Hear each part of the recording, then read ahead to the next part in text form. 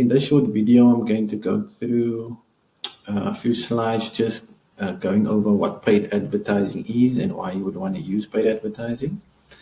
For those that don't know me, my name is Quentin. I'm a digital marketer and I help small businesses with their paid advertising and digital marketing.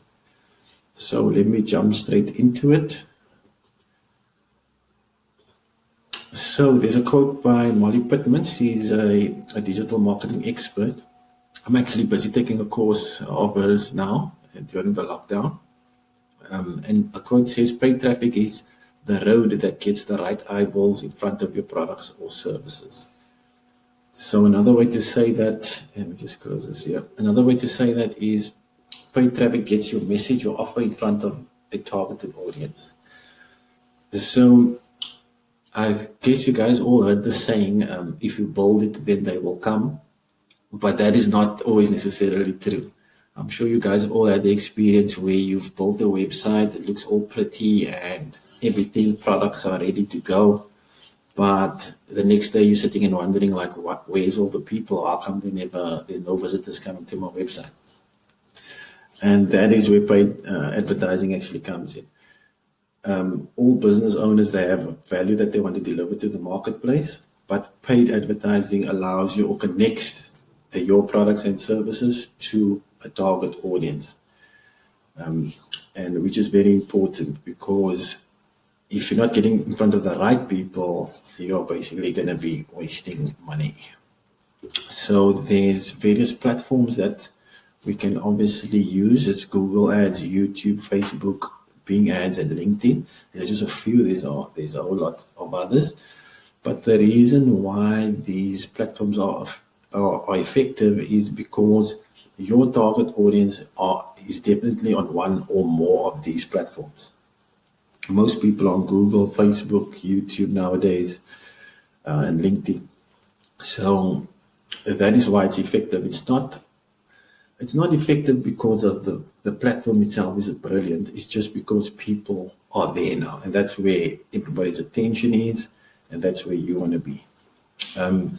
There's a saying in the advertising world is you want to have the conversation where your target market is having the conversation or wants to have the conversation. So these are just a few of the platforms. So these are just the big three, and just to kind of relate it to traditional platforms or marketing. So YouTube would be similar to TV, where you're actually interrupting somebody and someone's watching a program.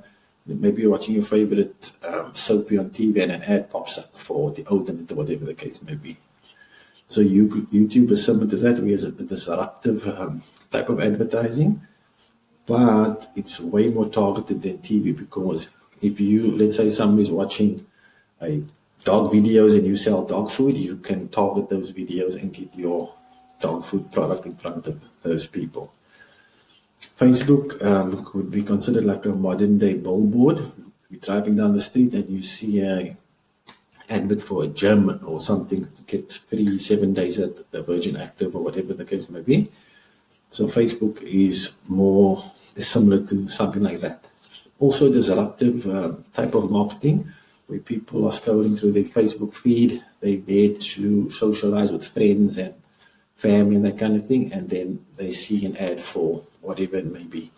Also different to a billboard in the sense that it's also more targeted, and that's one of the benefits of Facebook, is the targeting that they do have. Google is similar to the Yellow Pages. So maybe some of the younger guys here won't know what the Yellow Pages are. What the Yellow Pages were, it's a book that where all the businesses would have all the information in, and people would search through the Yellow Pages for businesses in the area. Like, let's say you're looking for a lawyer or a doctor or whatever the case may be, you would go to the Yellow Pages, find the number, and contact them. So Google works in a similar vein with search. So people search on Google for specific things. Let's say a chiropractor in my area or whatever the case may be, and then they find who they want to go to. That you would pay a little bit more on Google because of that intent. You're actually getting in front of people at the time when they're actually looking for your service. So Google is intent driven, so it's it's more, I wouldn't say more effective, but it can be very effective. So that's just to give you an understanding of the three platforms and try to relating them to like traditional type marketing. So paid versus organic traffic. So if you think of paid traffic, you can think of it as a hosepipe, basically, where you've got control over it. You can turn it on and off. You can point it exactly where you want it to go, which is very important. It puts you in control because you can send the traffic to specific pages on your landing page, on your website, where you want to get the desired result from it. It might be somebody opting into to get the emailers, or it might be a sale, whatever the case may be. But for this control, you obviously need to pay for it. So that's the downfall of paid traffic. You need to pay for it. But if you can break even, you can just, or even profit, you can actually acquire more customers that way. The more money you make in advertising, the more you can reinvest in advertising, and in that way get more customers. Then organic traffic. Organic traffic, if you can think of it like the rain, it's like it's very important to have your organic side of things sorted out. It's not an either or type of thing. You need to have both sorted out.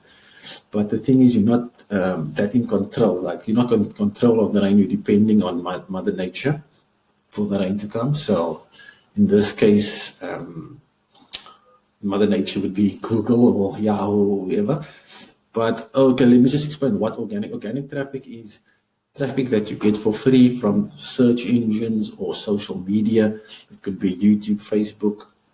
So these are people that are finding you organically by you ranking on the search engine. So you're not really in control of it, because Google, for instance, can change the algorithm at any time, and all your rankings can fall away. Facebook can say, listen, the reach on your page is not, it's going to go from 10% to 3%, 5%, whatever the case is. And a lot of people are going to find you. But like I said, it's very important because you're building authority on search engines, which is cool. It's a long term. You're actually building your brand there. And the cool thing is you can actually retarget people that find your website organically through paid advertising, which usually ends up being quite profitable. So that's the difference between organic and paid traffic. So just to summarize, paid traffic puts you more in control, whereas organic traffic you're not that in control. But it's still very important to get sorted out. Then just a few questions that you might want to think about before venturing into paid advertising is, whom do you serve? Like, who is your target audience? What value do you deliver to that audience? And how will you articulate that value to your target audience?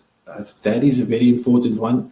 Like, how are you going to articulate that value? Because all that, the way you articulate it will run through in your ads, in the copy on your landing pages, and all these things. So that's quite a key one.